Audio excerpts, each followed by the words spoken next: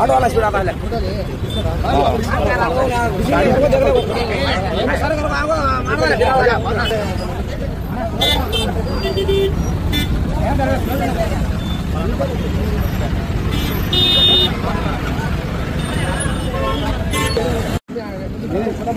मैं माता हूँ आटो वाला माता हूँ तो जाने वहाँ तो साइड ओवरटेक कर